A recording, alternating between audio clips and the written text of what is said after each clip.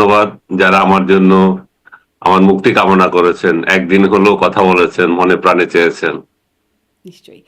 আপনি আপনার এই মুক্তির পরে বেশ কিছু গণমাধ্যমে কথা বলেছেন, যার কারণে মানে অনেকেই হয়তো অনেকটা জানে। একটু সামারি করে যার কারণে আপনার কাছে জানতে চাই যে, আপনার যে গ্রেপ্তার প্রক্রিয়া ছিল ১৪ই ডিসেম্বর আপনাকে নিয়ে যাওয়া, তারপরে নিয়ে যাওয়ার পরে গিয়ে পরে মামলা দেওয়া। মানে প্রক্রিয়াটা সাধারণ প্রক্রিয়া না, আইনি প্রক্রিয়া যেভাবে হয়। এবং তারপরে জামিন হয় নাই এতদিন ধরে ৩ মাস পরে এসে বের হলেন। কার ইশারায় আপনাকে গ্রেপ্তার করা হলো এবং কার ইশারায় কিভাবে আপনার মুক্তি হলো? আপনি কি এক লাইনে শুনতে চান? তাহলে বলব যে ইউনূসের এবং তার যে সাঙ্গপাঙ্গ, হুম। তার সাঙ্গার, দোসর তাদের ইশারায় আমাকে গ্রেপ্তার করা হয়েছিল এবং এই সরকারের আশীর্বাদে আমি মুক্তি পেয়েছি। সংক্ষেপে বললে। আচ্ছা, খুবই দারুণ উত্তর। তাহলে আসলে বিচার বিভাগের এখানে কিছুই করার ছিল না। বিচার বিভাগ যেটা হচ্ছে ইন্ডিভিজুয়ালি যদি সরকার পদক্ষেপ নেয় হয়তো নিচ্ছে, কিন্তু ইউনূস যে একটা দুঃশাসন চালু করে দিয়ে গেছে সেটারই কন্টিনিউশন চলতেছে বিচার বিভাগে, এখনো পুলিশ প্রশাসনে এখনো সেটাই চলতেছে। এখানে এখানে পরিবর্তনটা খুব কম হয়েছে। আমি এটা এটা এটা এখন মানুষ বুঝতে পারছে না। আমি এটা যাতে আরো উপলব্ধি করতে পারে সেজন্য 111 এর উদাহরণটা দিয়েছিলাম বারবার, যে ১/১১ সরকার যেটা প্রতিষ্ঠিত হয়েছিল, মঈনুদ্দিন ফখরুদ্দিনের যে সরকার, তারা আপনি যদি খেয়াল করেন, আমাদের যদি আপনার ওই সময়ের ঘটনাবলী যদি আপনার মনে থাকে, এই গুম, খুন, হত্যা, তুলে আনা, এজেন্সিকে কাজে লাগানো, এই কালচারটা কিন্তু তখন থেকে শুরু হয়েছিল। বিএনপির বিরুদ্ধে যে নির্যাতন শুরু হয়েছিল, আওয়ামী লীগের বিরুদ্ধে নির্যাতন শুরু হয়েছিল, বিভিন্ন রাজনৈতিক দলগুলোকে ধরা, এটারই কন্টিনিউশন আবার শেখ হাসিনা যখন প্রতিষ্ঠিত হলো, তখন শেখ হাসিনার পক্ষ নিয়ে তাই করেছিল। শেখ হাসিনার যে গুম খুনের যে অভিযোগ, তার সিংহভাগ হচ্ছে যে আমি বলবো যে এটা এই ধারাবাহিকতা। এখনো ঠিক একই কাণ্ড হচ্ছে। এই যে এখন যা কিছু হচ্ছে আদালতে, সেটা কিন্তু এই ইউনূসের ঝঞ্ঝাটের ধারাবাহিকতা। এখন যে কিছু চেঞ্জ হচ্ছে না এখনো পর্যন্ত, সেটা হচ্ছে এই সরকার এখনো এখানে নাকটা গলাচ্ছে না ওইরকম ভাবে। সরকার বলছে ঠিকই, আমরা আইনের শাসন চাই, আমরা অন্যায় হতে দেব না, কিন্তু কার্যক্রমগুলা যারা এটা করবে তারা কিন্তু ওই আগের নির্দেশনায় ওই কাঠামোতেই চলছে। আচ্ছা। একদম সহজ করে যদি আপনাকে বলি, এখানে আইনের বেআইনি কাজকর্ম চলছে, উচ্চ আদালত থেকে নিম্ন আদালত, সব জায়গায় অর্থ একটা লেনদেনের বড় একটা বিষয় দাঁড়িয়েছে আচ্ছা, এবং আমি এটা আপনাকে আগে থেকে সুনির্দিষ্ট জায়গায় একটু প্রশ্ন করি। তাহলে বিষয়টা এরকম, আপনি বলেন। বলছিলেন ডক্টর ইউনূস এবং তার সাঙ্গপাঙ্গদের দ্বারা, মানে তাদের কারণে আপনার বা তাদের ইশারায় আপনি গ্রেপ্তার হলেন এবং এই সরকারের আশীর্বাদে। তাহলে বিচার বিভাগটা অনেকটা পুতুল, যেমনে নাচাও তেমনে নাচি, এরকম একটা অবস্থায়। ঠিক ওইভাবে বলতে চাই না। আমি যেটা বলতে চাচ্ছি, বিচার বিভাগে ওইভাবে পরিবর্তন, বিচার বিভাগ তো আপনি যদি দেখেন আমাদের নিম্ন আদালত, সেটা কি যুগ যুগ ধরে কিন্তু এটা সরকারের একটা আহ, যতই আমরা স্বাধীন বলছি, সরকারের একটা নিয়ন্ত্রণ রয়ে গেছে। এটা ওইভাবে স্বাধীন হয় নাই। কিন্তু এখন যেটা হচ্ছে ঠিক একইভাবে সরকার মামলাগুলো যাচ্ছে নিম্ন আদালতে। অনেক এই সরকারের এই সরকার আসার পর যেটা পরিবর্তন হয়েছে, নিম্ন আদালতে অনেকে কিন্তু এখন জামিন পাচ্ছে। এটা একটা ভালো দিক। আমি এটা একটু এড করতে চাই। নিম্ন আদালতে অনেকে পাচ্ছে, কিন্তু আমার যে মামলা যেগুলো ছিল মনে করেন, সেগুলো নিম্ন আদালতে পাওয়ার কোনো স্কোপ ছিল না, যে উচ্চ আদালতে যাও। প্রথমে আপনি ম্যাজিস্ট্রেট কোর্টে যাবেন, তারপর আপনি জজ কোর্টে যাবেন, দুই জায়গা থেকে আপনাকে নো নো করবে এবং এটা দৌড় দিয়ে আনবেন আপনি হাইকোর্টে। এই কালচার গত 18 মাস ধরে চলেছে। 18 মাস পরে এসে এখন দেখা যাচ্ছে যে ছোটখাটো, মানে ছোটখাটো মামলা, যে যে মানে মামলা যেগুলো আছে ছোটখাটো বলতে হচ্ছে যে আহ, মানে লো প্রোফাইলের লোকজন যেগুলাকে গ্রেপ্তার করেছিল, তারা অনেকে এখন লো লো মানে জজ কোর্ট থেকে মুক্তি পাচ্ছে বা ম্যাজিস্ট্রেট কোর্ট থেকে 2-4 জন পাচ্ছে। কিন্তু এই যে কালচারটা রয়ে গেছে যে এই মামলাটা আমার আমার এখানে রায় না, এটা উচ্চ আদালতে যাবে। হুম। বিশেষ করে সন্ত্রাস বিরোধী মামলার যে ইয়েগুলা, মামলার মেরিট সব যদি চিন্তা করে কিছুই না, কিন্তু মামলা বিরাট একটা আইনের ধারা মারা এমন ভাবে তৈরি করে দিচ্ছে, এটা সবগুলো যাচ্ছে হাইকোর্ট এবং হাইকোর্ট সেটা রিজেক্ট করছে যে এটা কোনো মামলাই হয় না। আপনার হাইকোর্ট কয়বার রিজেক্ট করছে মানে হাইকোর্ট মামলা জামিনের জন্য দিচ্ছে। কয়বার আবেদন করেছেন, কয়বার রিজেক্ট হলো? আমার হাইকোর্টে একবার করেছি আমি, আর নিম্ন আদালতে আমি 3বার রিজেক্ট হয়েছি। আচ্ছা, এই যে আপনি বলছিলেন অনেক আর্থিক লেনদেনের জায়গায়, আপনাকে কি কোনো আর্থিক লেনদেন করতে হয়েছে? আমাকে আর্থিক লেনদেন করতে হয়নি। কারণ হচ্ছে আমি তো আশীর্বাদে আছি, আপনাকে বললাম না? আচ্ছা। আশীর্বাদ যখন থাকবে আপনাকে করতে হচ্ছে না। কিন্তু আপনার যখন আশীর্বাদ থাকছে না, হুম, তখন ওইখানে আদালত লেনদেনের কথা বলছি না আমি। আদালতে তো আপনি টাকা দিয়ে শেষ হয়ে যাচ্ছেন। আপনি আইন উকিলের পেছনে যেতে এবং এই যে মানে প্রশাসন যেখানে যা আছে, যেভাবে যায়, হুম। এখন এখন আদালত কোন আদালত যদি আন্ডার টেবিল ডিল করে সেটা আমি জানি না। কিন্তু আদালতে খরচ হচ্ছে, আদালতে চুক্তিও হচ্ছে, চুক্তিভিত্তিকও বের হচ্ছে। এগুলো শেষ করার পর যেটা হচ্ছে সেটা হচ্ছে যে জেলখানার মধ্যে একটা বাণিজ্য। আপনাকে আপনাকে আপনি মুক্তি পাওয়ার আপনার সবকিছু কমপ্লিট হয়ে গেছে। দেন আপনাকে ২৪ ঘন্টা বসিয়ে রাখছে। একটা বিভিন্ন এজেন্সির কাছে পাঠাচ্ছে যে আপনার আপনার বিরুদ্ধে আরো কিছু মামলা দেবে কিনা। এইখানে লেনদেনটা হচ্ছে। ওই লেনদেনে আপনার সঙ্গে বলছে যে কত লাখ টাকা দিলে আপনি বিনা ইয়েতে মামলাতে চলে আসতে এটা পারবেন। আবার কাকে দিচ্ছে? ফার্দার মামলা এটা পুলিশ প্রশাসন হুম, এবং জেল কর্তৃপক্ষ দুই দলেরই আছে। কাকে পায় আমি জানি না। এবং আমার নিজের চোখের সামনে একজন ১০ লাখ টাকা দিল। সে ৩ দিন ধরে বসেছিল। তাকে কোনো মুক্তি দেওয়া হচ্ছিল না। সে একজন উপজেলা চেয়ারম্যান ছিল সাবেক।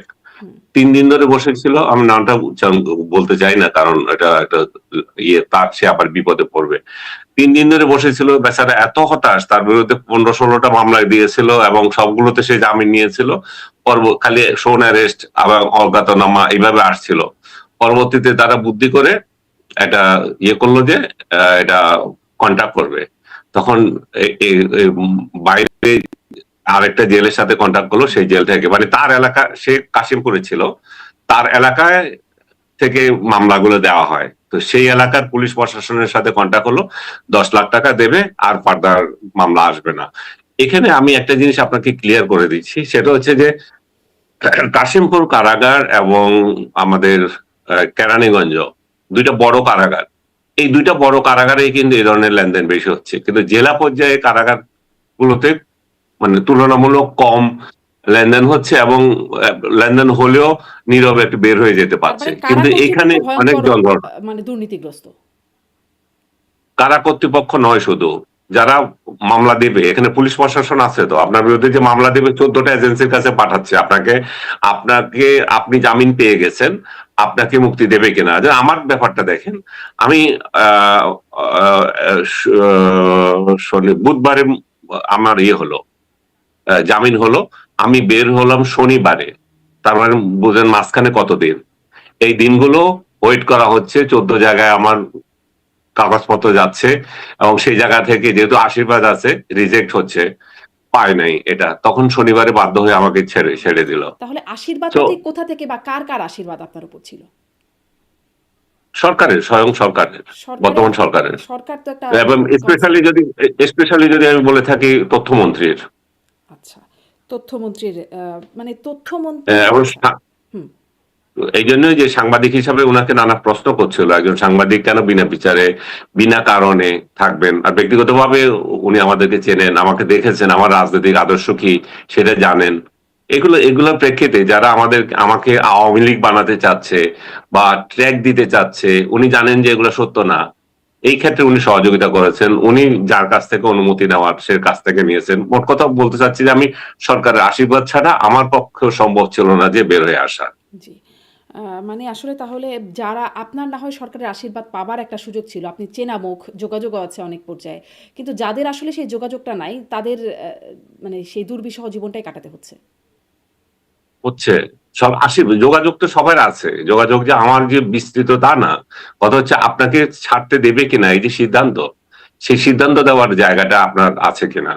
এবং এখানে তো টাকা পয়সার বিষয় ছিল না। আর যাদের টাকা পয়সা আছে তারা ওইভাবে ম্যানেজ করছে অনেক জায়গায়, জি, হ্যাঁ, যে সম্প্রতি আমরা দেখলাম আইসিটি একটা পার্টি ট্রাইব্যুনালেরও ১,০০,০০,০০০ টাকা ঘুষ লেনদেনের একটা ফোনালাপ লিক হয়েছে আওয়ামী লীগের সাবেক এমপির কাছ থেকে। আইসিটি তো আপনি যে প্রসঙ্গক্রমে তুললেন, আইসিটি হচ্ছে সবচেয়ে হাস্যকর একটা প্রতিষ্ঠান বানিয়ে রেখেছে, যার সাথে কোনো সম্পর্ক নাই এরকম লোকদেরকে আইসিটিতে মামলা দিয়ে রাখছে। হাসানুল হক ইনু বলেন বা রাশেদ খান মেনন বলেন, তাদের বিরুদ্ধে যে মামলাগুলো এসেছে, আমি আরেকজন ব্যক্তির নাম বলবো, আমার সঙ্গেই ছিলেন, তৌফিক এলাই। হুম, 18 মাস ধরে উনি বসে আছে, উনাকে আইসিটিতে একটা দেখানো হয়েছে, কি মামলা তারও কোনো পাত্তা নাই। একটি চিন্তা করে দেখেন, আপনি 18 মাস ধরে বসে আছেন, আপনার বিরুদ্ধে কোনো মামলা নেই, আপনাকে ধরে একটা বৃদ্ধ লোক আপনাকে আমি জেলে দিয়ে দিলাম এবং আপনি কোনো আবেদনও করতে আপনি কোনো জামিনও নিতে পারছেন না। তো এমন একটা এই এই যে আমি বলছি যে আইনের যে জুলুম চলছে, এই জুলুমটা হচ্ছে এভাবে যে আপনি আইনের ছাত্রী হলে নিশ্চয় আপনার জানার কথা অন্তত ৬ মাসের বেশি আপনাকে রাখার কথা না। যদি বিনা বিচারে বিনা কারণে, কিন্তু 18 মাস হচ্ছে। এই ঘটনাগুলো যে বিএনপি যখন অপোজিশনে ছিল তাদের সঙ্গে হয়নি তা না, তাদের সঙ্গে হয়েছে। কিন্তু এখানে কার্যক্রমটা দেখেন যে ওরা কেউ ৬ মাসের বেশি থাকতে হয় নাই, এদের বিনা বিচারে থাকতে হয় নাই। যারা কনভিক্টেড তারা ছিল, তাদের তো যাবজ্জীবন যাদের হয়েছিল মনে করেন বাবর বা আদার্স, তারা তো দীর্ঘদিন ছিল। কিন্তু যাদের বিচার যাদেরকে তাৎক্ষণিকভাবে ধরে নিয়েছে, বিশেষ উপলক্ষে ধরে নিত, ৩ মাসের মাথায় হয়তো ছেড়ে দিয়েছে। এটা এটা মির্জা ফখরুল থেকে শুরু করে অনেকের সঙ্গে হয়েছে। ফখরুল সাহেব সবচেয়ে বেশি নির্যাতিত হয়েছেন, আরো কয়েকজন নেতা নির্যাতিত হয়েছেন। কিন্তু আপনি যদি হিসাব করে দেখেন তারা কেউ ৬ মাসের উপর, ৩ মাস ৬ মাসের উপরে কেউ একটানা জেলে ছিল না। কিন্তু এখন 18 মাসও চলতেছে এক একজনের। তো এই জায়গায় হচ্ছে অবিচারটা। আচ্ছা। অবিচারের মানে ধাপে, ধাপে আরেকটু শুনতে চাইবো। কিন্তু আপনি ওইখানটাও একটু শুনে নেই। যদিও আপনি বিভিন্ন গণমাধ্যমে বলেছেন, তারপরেও আমার দর্শকদের জন্য একটু বলেন, ইউনূসের সাঙ্গপাঙ্গ বা দোসর কারা আসলে আপনার গ্রেপ্তারের পেছনে ইশারায় ছিল? এরা বাইরে থেকে ২ জন ইউটিউবার অনবরত প্রচার চালিয়েছে। হুম, এনসিপির কিছু লোক এটাতে প্রভাবিত হয়েছে এবং এরা আমার বিরুদ্ধে এবং ইয়ে ইয়ের উপদেষ্টার ইয়ে প্রেস সচিব এবং আদার্স হুম, ওখান থেকে, এবং এই যে মূর্খ বলবো এই লোকটাকে, যে স্বরাষ্ট্রমন্ত্রী, তাকে দিয়েছে। সে তো কি হয় না হয় কিছু জানে না, দিয়েছে, শ্রোতা পেয়েছে, এদেরকে ধরতে হবে। সকালবেলা অর্ডার দিয়েছে কমিশনারকে, বিকালবেলায় আমাকে আমার ফোন ট্র্যাক করে আমাকে সন্ধ্যা রাতের মধ্যে গ্রেফতার করেছে। তো এগুলো হচ্ছে যে এগুলো সংঘবদ্ধভাবে দীর্ঘদিন আমার বিরুদ্ধে ক্যাম্পেইন চালিয়ে আসছিল যে একে ধরতে হবে। কেন? সে হচ্ছে শেখ হাসিনার সাংঘাত হয়ে গেছে। কেন? শেখ হাসিনাকে ফিরিয়ে আনতে চায়। ইউনূসের যখন সমালোচনা করলো, আপনার সঙ্গে তো আমি বহু টক শো করেছি। আমি এমন কি বলেছি যে ইউনূসের বিরুদ্ধে, যেটার জন্য আমাকে মনে করতে পারে যে আমি সরকারের বিরুদ্ধে চলে গেছি এমন ভাবে যে আমি বিরোধী শেখ হাসিনার পক্ষের লোক। আমি একেবারে টানা ৬ মাস আমি চ্যালেঞ্জ দিয়ে বলছি, ইউনূস ক্ষমতা আসলো এবং ৬ মাস একদম টানা ডে ওয়াইজ আপনি যদি হিসাব করেন, আমি একটা শব্দ তার বিরুদ্ধে লিখি নাই। আমার অনেক অনেক লেখা তার পক্ষে, এবং আমি অনেক তার পক্ষে লিখেছি বলে আওয়ামী লীগের লোকজন আমাকে গালাগালি করেছে। কিন্তু আমি ডেলিভারিটলি লিখেছি এই জন্য যে একটা সরকার ক্ষমতা আসলে ৬টা মাস তার অধিকার থাকে। ১৭টা বছর একজন শাসন করেছিল, সেই জায়গায় আরেকজন এসছে, পরের দিন আমি তো চেঞ্জ দেখবো না। আমি ৬ মাস অপেক্ষা করেছি, আমি দেখেছি তারা কি করে। কিন্তু না, দেখলাম যে এই যে ৬ মাস গেল, সেই সেই ৬ মাস ছিল লুটের রাজত্ব, মবের রাজত্ব, এবং বাংলাদেশের স্বাধীনতার বিরোধী যত চক্রান্ত করা যায়, বাংলাদেশের ৭১কে নিয়ে যত ডিফেম করা যায়, বঙ্গবন্ধুকে কত হেয় করা যায়, এবং আওয়ামী লীগ নামের একটা রাজনৈতিক দল, সেটাকে কিভাবে নিঃশেষ করা যায়, এটাই ছিল ডক্টর ইউনূসের মেইন মিশন। আর নিজের নিজের আখের গোছানো, যে গ্রামীণ ব্যাংকের শেয়ার বাড়িয়ে দেওয়া, নিজের সরকারের কমিয়ে দেওয়া, তারপরে ওয়ালেট তৈরি করা, বিশ্ববিদ্যালয় নেওয়া, তারপর রিক্রুটিং এজেন্সি তৈরি করা, কি না করেছে। এবং সর্বশেষ বাটপাড়িটা যেটা করেছে, যেটা আমার সঙ্গে এটা রিলেটেড হয়, যে আমার বিরুদ্ধে একটা দুদক দিয়ে মামলা করে দিয়েছে, যেহেতু আমাকে ডিফেম অন্যভাবে করা যাচ্ছে না, আমার মামলাটা ভুয়া, আমার সন্তান বিরোধী মামলা, তখন আমাকে দুদক দিয়ে একটা মামলা দিয়ে দিল। দুদক আপনি ইচ্ছা করলে যে কারো বিরুদ্ধে বাংলাদেশে লাগিয়ে দিতে পারেন। অভিযোগটা কি? আমার অ্যাকাউন্টে ৩ কোটি টাকা বাড়তি আছে, যেটা প্রদর্শিত হয় নাই। সো আমি জমি বিক্রি করেছি এই মাস, এই ১৪ তারিখের পরে আমার এটা হবে। আমি গত বছর রাজনৈতিক ডামাডোলে আমি দিতে পারি নাই, এই বছর দেবো, এবং সেটা সিম্পল ব্যাপার, আপনি জরিমানা দিয়ে আপনি পরের বছর দেবেন। আমি তো এটা লুকাই আমার খাটের নিচে টাকা রাখি নাই, আমি তো ব্যাংকে রেখেছি। এখন যখন মামলা হলো, ব্যাংকালারা আমার কাছে চাইলো এই টাকা কোথা থেকে আসলো, আমি তাদেরকে দিলাম কোন চেকে আসছে, কিভাবে আসছে, আমার জমি বিক্রি করে টাকা, তারা সন্তুষ্ট, এবং আমাকে হয়তো অর্ডার দিবে যে তুমি জরিমানা দিয়ে এটা দিয়ে দাও। এটা হচ্ছে সিম্পল ব্যাপার, এবং এটা দুনিয়ার সবার ক্ষেত্রে হতে পারে। এবং কিন্তু এই বাটপার বলবো যে ডক্টর ইউনূস, সে নিজে ৬৬৬ কোটি টাকা, আপনি নিশ্চয়ই জানেন এটা, যে তার আয়কর দিয়েছিল, যেটা আদালত দিয়ে যেটা দিয়েছিল, সেটা সে ক্ষমতায় বসে সেটাকে সে ইয়ে করে দিল, ইরেজ করে দিল, না এটা দিতে হবে না। 666 কোটি টাকা কার টাকা এগুলা? এগুলো জনগণের টাকা। এই জনগণের টাকা সে মাফ করার কে ক্ষমতায় বসে? তাহলে আমার সাথে একটা করে আর নিজের বেলায় কি করে? এই যে মকারি, এই যে বাটপারি, এই যে বেহায়াপনা, হুম। এগুলো তো তার শাসনে দেখেছি আমরা। জি। তো আপনি তার বলছিলেন যে এগুলোকে সমালোচনা করব না? ডক্টর ইউনূস সহ সাঙ্গপাঙ্গদের কথা বলছেন। আমি শুনছিলাম আপনি শফিকুল আলমের কথা বললেন, বিদেশে অবস্থানরত ২ ইউটিউবারের কথা বলছেন। আপনি কি পিনাকি ভট্টাচার্য, ইলিয়াস হোসেন তাদের কথা বলছেন নিশ্চয়ই। আমি তাদেরকেও দেখেছি ওই সময়। মানে ওই সময়ও যেহেতু আপনি সেই সময়ও লেখালেখি করতেন ফেসবুকে বিভিন্ন সময়। কিন্তু তারা কিন্তু আপনার গ্রেপ্তারের পরে এরকম স্ট্যাটাসও দিয়েছেন, রইল বাকি ২। তারা আব্দুল নূর তুষার এবং মাসুদ কামাল অনেক সময় তাদের ছবি দিয়ে এরকমটা লিখেছেন, বা এরকম সামাজিক যোগাযোগ। তাদের তো গ্রেপ্তার করা হলো না। মানে আপনি কেন, ওনারা নন কেন, এটার কোনো ব্যাখ্যা আছে? আমি জানি না। তবে হয়তো এটা হতে পারে যে একটারে সামাল দিতে পারছি না। রইল বাকি ২, ২ টারে কেমনে সামাল দেব? সেজন্য হয়তো দেয় নাই। আচ্ছা, হয়তো হ্যাঁ। আ আপনি বলছিলেন যারা আসলে সামাল সাংবাদিক। দিতে পারে না মানে এটা তো আপনি কি মনে করেন যে আমার গ্রেপ্তার কি আ প্রতিবাদ করেনি কেউ? হুম, অনেক সে প্রতিবাদ করেছে। প্রতিবাদ সে জনগণের পর্যায়ে তো হয়েছে। ব্যক্তিগত পর্যায়ে হয়তো হয়েছে, সারা বাংলাদেশে হয়েছে, দেশের বাইরে হয়েছে, ইন্টারন্যাশনাল কমিউনিটি করেছে। আর কি তখন যখন দেখছে যে এটাকে তো ধরা হলো আর বাকিগুলো এখন না ধরলে হলো। এবং আমাকে সবচেয়ে বড় যে অভিযোগটা আমার উপর আনলো এরা, আমি জুলাইয়ের বিরুদ্ধে লোক। জুলাইয়ের ২টা ইভেন্ট আপনি যদি খেয়াল করে থাকেন, একটা হচ্ছে আবু সাইদ যেদিন মারা গেল সেদিন থেকে জুলাই পরিবর্তন হয়ে গেল। আরেকটা ইভেন্ট হলো শহীদ মিনারে শেখ হাসিনার ৩ তারিখে গিয়ে শেখ হাসিনার পদত্যাগ দাবি করে ১ দফা দেওয়া। এই ২ টাই আমি সমর্থন করেছি। এই ২ টাই আমার ফেসবুকে আছে এবং শেখ হাসিনাকে পদত্যাগ করার জন্য আমি নিজেই লিখেছি এবং আমার সেই স্ট্যাটাস আসিফ নজরুল সগৌরবে প্রচার করেছেন। হ্যাঁ, শেয়ার দিয়েছেন। সো এগুলো এগুলো তো ইতিহাস। হুম, তো আপনি যখন আবু সাইদকে আমি হত্যার প্রতিবাদ করেছি, আমি শেখ হাসিনার পদত্যাগ চেয়েছি, আমি ৩ তারিখের যে সমাবেশ সেখান থেকে বলছে now it's bold and clear, আপনি যান। হুম, আর কিভাবে জুলাই সমর্থন করতে হবে রাস্তায় নেমে বুকে ইয়ে দিতে হবে আমি সাংবাদিক হিসাবে? হুম, এখন আমি মানে ওই শব্দটা কয়েকদিন আগে বলেছিল যে আমাদের এখন বর্তমান আইজি যিনি আছেন পুলিশের, যে জুলাই কারো বাপের না। এখন তো মনে হচ্ছে কারো কারো বাপের, এগুলা বাপের সম্পত্তি হয়ে গেছে জুলাই, এবং জুলাই জুলাই নাম দিয়ে জুলাইকে ঝুলাই রাখবে। তা তো হয় না। তো জুলাই তো ঝুলাই থাকবে না। এবং ইউনূস সবচেয়ে বড় বাটপারিটা করেছে, সবচেয়ে বড় প্রতারণাটা করেছে জুলাইয়ের সঙ্গে। এই জুলাই এই জুলাই হতে পারত, এই জুলাই যোদ্ধারা হতে পারত। আপনি নেপালের পজিশন দেখেন, তারা ক্ষমতায় চলে গেছে। কিন্তু ইউনূস তাদেরকে মব বাহিনীতে রূপান্তর করে তাদেরকে রাজনীতিতে এমন একটা পজিশন, তাদের ইমেজ এমন একটা খারাপ করে দিয়েছে যে তারা তাদের রাজনীতি গতিহারা হয়ে গেছে। তারা চাঁদাবাজি এবং অন্যান্য ঘটনাগুলো জড়িত হয়ে গেছে। ইউনূস এটা প্রশ্রয় দিয়েছে। এই প্রশ্রয়ের কারণে তাদের বদনামটা এমন ভাবে হলো, তারা মাত্র এখন জামাতের সাথে রিলেশন করে একটা ৬টা সিট পেতে যাচ্ছে। তারা জামাতের সাথে রিলেশন করার তো দরকার ছিল না। তাদেরকে আমার মতো লোকই তো রাস্তায় নেমে সমর্থন করার কথা ছিল।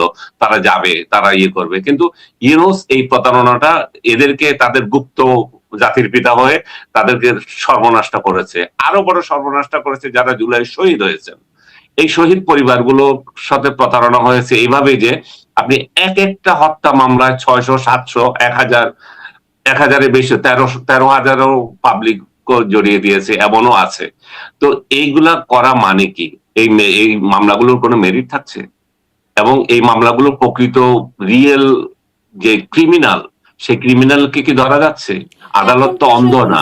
এখন কি পরিস্থিতির পরিবর্তন না, আমি হতে সেটাই হবে? বলছি যে কারণ হ্যাঁ, আমি আপনি আপনাদেরকে যেটা বাকি বলছি, বলতে আদালত হ্যাঁ, যেহেতু অন্ধ না, আদালত তো অন্ধ না। আদালত যেহেতু অন্ধ না, তাহলে এই মামলাগুলোতে কিছু থাকবে না।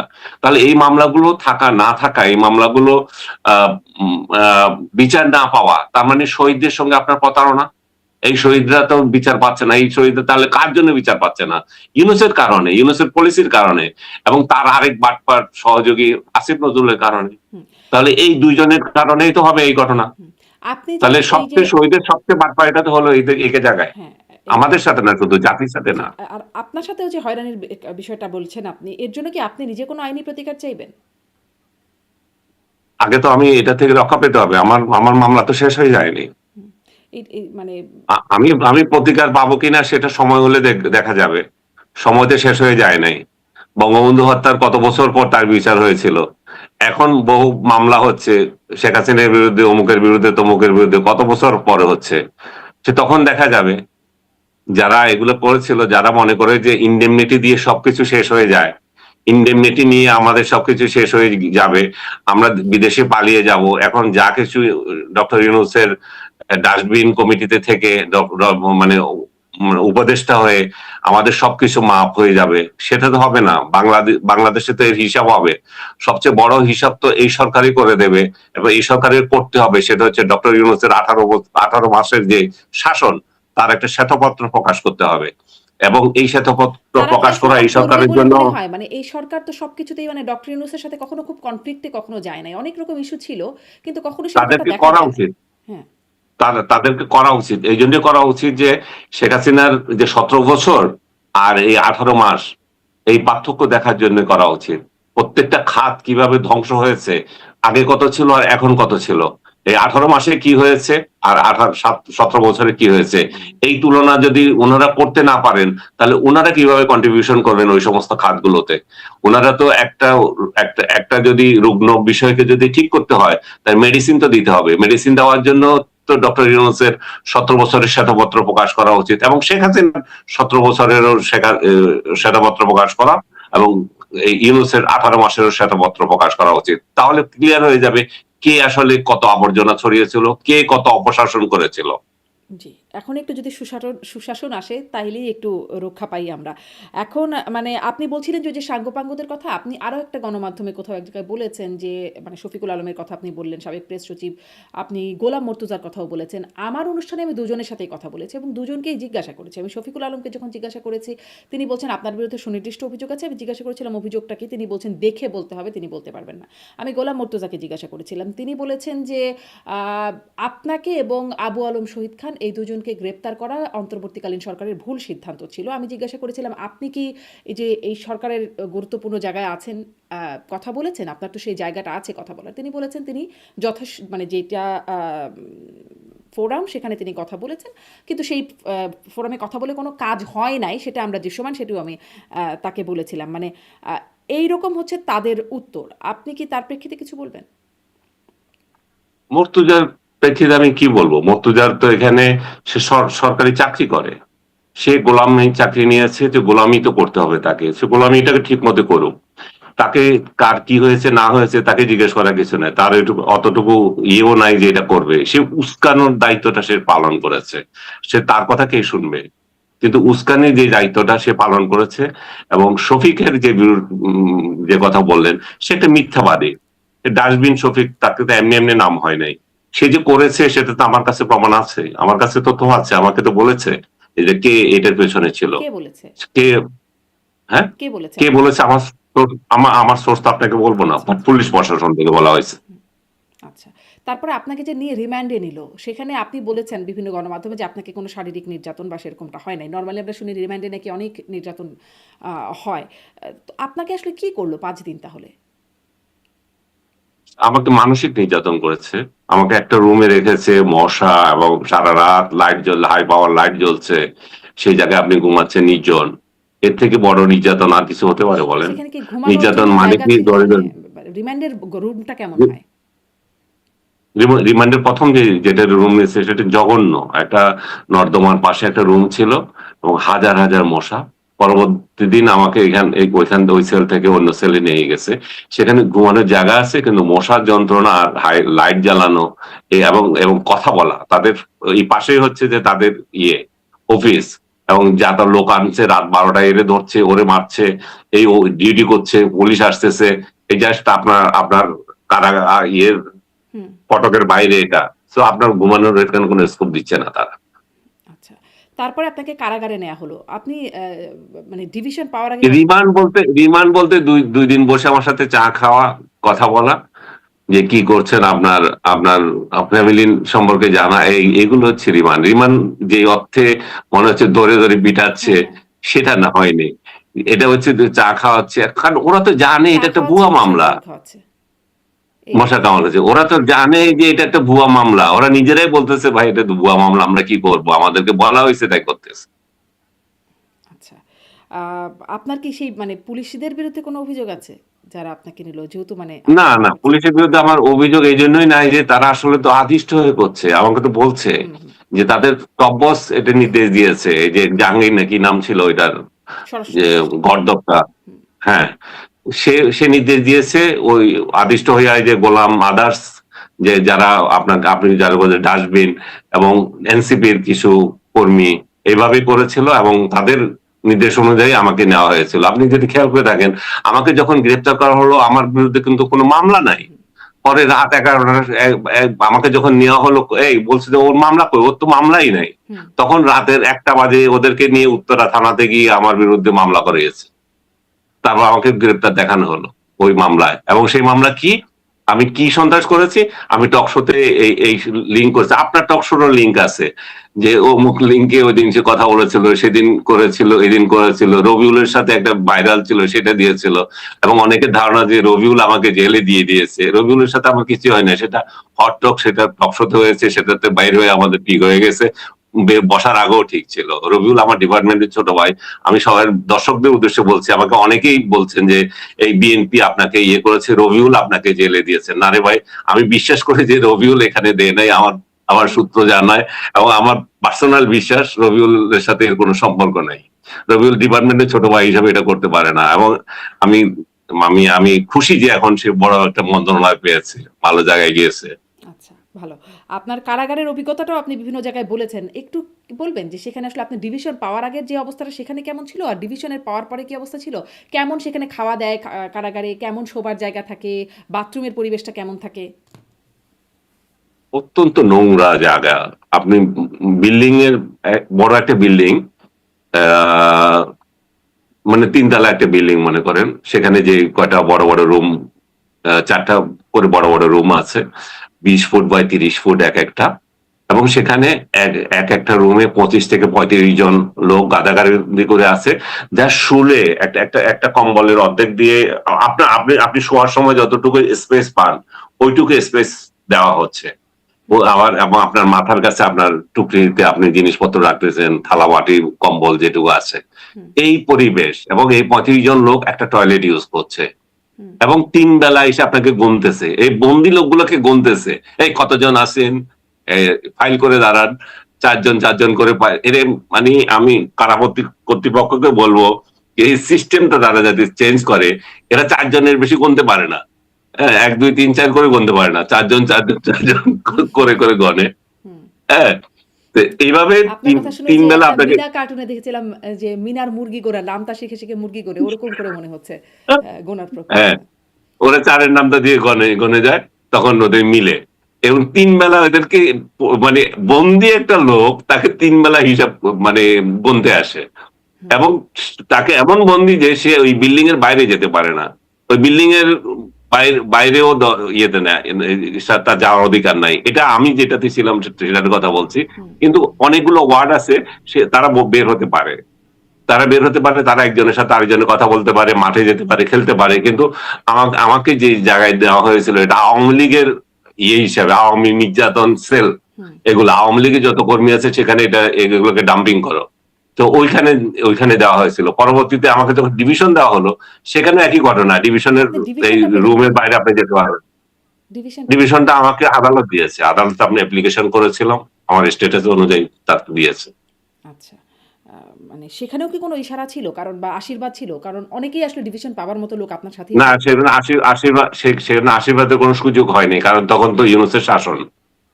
ইউনূসের শাসনে আশীর্বাদের কোনো সুযোগ তারা কি হয়নি। টাকা পয়সা দিতে তবে হয়েছে?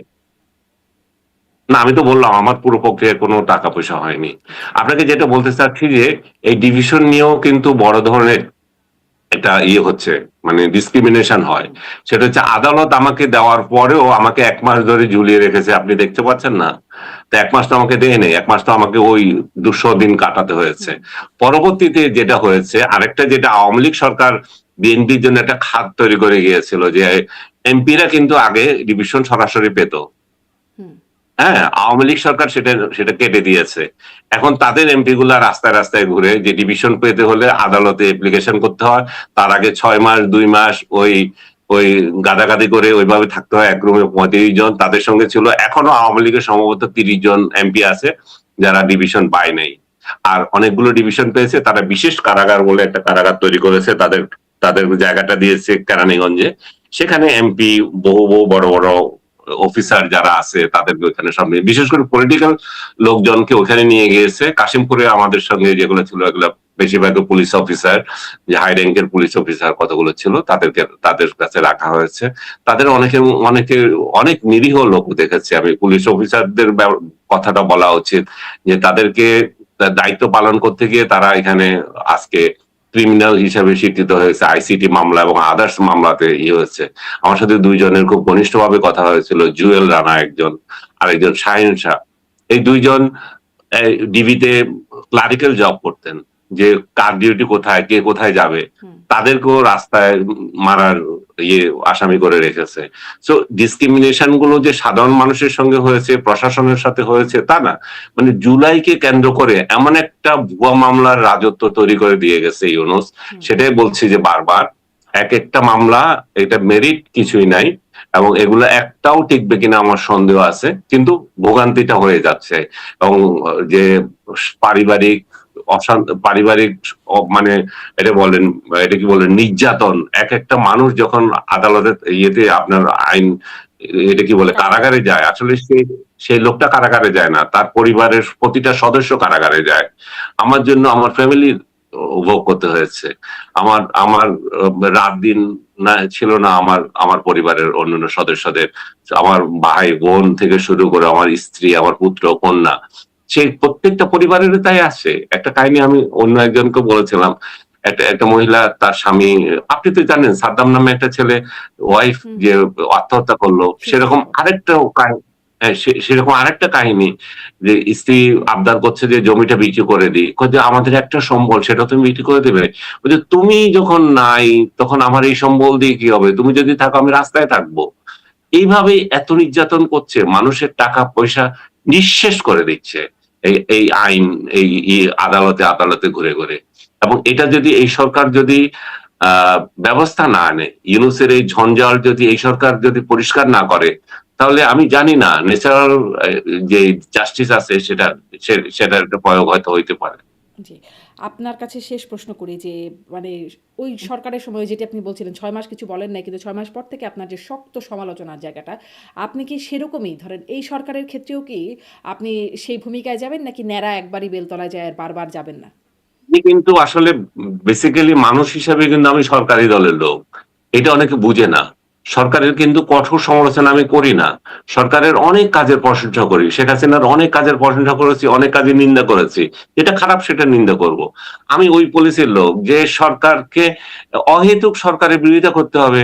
আমার একটা সিল থাকবে, আমার কেন সিল থাকতে হবে সাংবাদিক হিসাবে?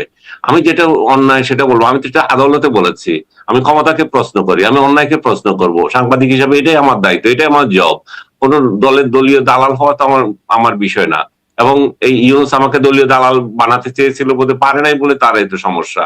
আমাকে কিছু কিছু লোক দলীয় দালাল বানাতে চায়, আমাকে অন্য, আমি তোমার সমর্থন করছি না তার মানে হচ্ছে তুমি অন্য দলের। হ্যাঁ, ইউনূসের সমালোচনা করছি আমি, তার মানে আমি শেখ হাসিনা ইয়েতে।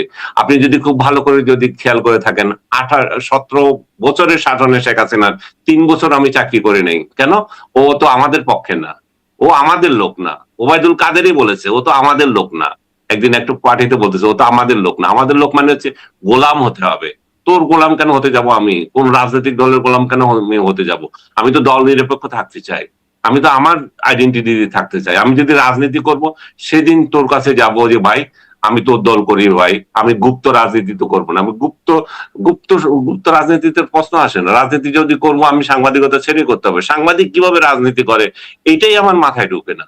সাংবাদিকের একটা রাজনৈতিক বিশ্বাস থাকবে, কিন্তু সে কেন জাতীয়তাবাদী অমুক, আওয়ামী অমুক ফোরামের নেতা হবে? আমার পুরো ইতিহাসে আমাকে কোথাও আওয়ামী লীগের কোন কমিটিতে, এই যে যেভাবে আমাদের সাংবাদিকদের বিভিন্ন জায়গায় বিভিন্ন ইয়েতে আছে, কোথাও আছি? আমি কোথাও বিএনপির কোথাও আছি না জামাতের কোথাও আছি? আমি আমার প্রফেশনাল 2-3টে ইনস্টিটিউশন যেগুলো আছে প্রতিষ্ঠান, তার সদস্য। এছাড়া আমি আওয়ামী লীগ, বিএনপি কোন রাজনৈতিক দলের কোন প্রতিষ্ঠানের সাথে আমি জড়িত না। আমি রাজনীতি যেখানে আছে সেখান থেকে আমি মানে দূরে থাকতে চাই, কারণ এটা আমার জব না। আমি যেদিন রাজনীতি করবো সেদিন যাব। তার আগে কেন আমি করতে যাব? আমার সমর্থন আছে, নির্দিষ্ট কোনো রাজনৈতিক দলের প্রতি আমার সমর্থন হয়। নির্দিষ্ট রাজনৈতিক দলের সাথে আমার আদর্শ, উদ্দেশ্য অনেকগুলো মিলে যায়। সেটা একটা বিষয়। এখন আমাকে ট্যাগ দেওয়া হচ্ছে বেশিরভাগ ক্ষেত্রে আওয়ামী লীগ। কেন? আমি বঙ্গবন্ধুর কথা বলি, আমি স্বাধীনতার পক্ষের কথা বলি। তাহলে সে আওয়ামী লীগ। কেন আওয়ামী লীগ কি এটা সোল এজেন্সি নিয়ে রেখেছে? বঙ্গবন্ধু ও ওর উপর তোমরা কেউ কথা বলতে পারবে না, স্বাধীনতার পক্ষে তোমরা কেউ কথা বলতে পারবে না। তোমরা বলো। এখন আওয়ামী লীগের অনুপস্থিতিতে বিএনপি যদি স্বাধীনতার পক্ষে দাঁড়ায়, বিএনপি যদি বাংলাদেশের মুক্তিযুদ্ধে যার অবদান যেটা আছে সেটা স্বীকার করে নেয় এবং সেই রকম অ্যাক্ট করে, তাহলে আমার কোন বাতে ছাই দিয়েছে যে বিএনপি কে আমার গালাগালি করতে হবে, বিএনপি কে আমার মানে সমর্থন করতে হবে না। আমরা তারেক জিয়া এখন দায়িত্ব নিয়েছেন, উনি আহ, এই পর্যন্ত 1 মাস পূর্ণ হলো ওনার, এই পর্যন্ত যতগুলো ভালো কাজ করেছেন আমি তো দেখছি, উনার কিন্তু মন্দ কাজ তো আমি দেখিনি। আমি তারেক জিয়াকে কেন অপছন্দ করব, তার দলকে কেন অপছন্দ করব?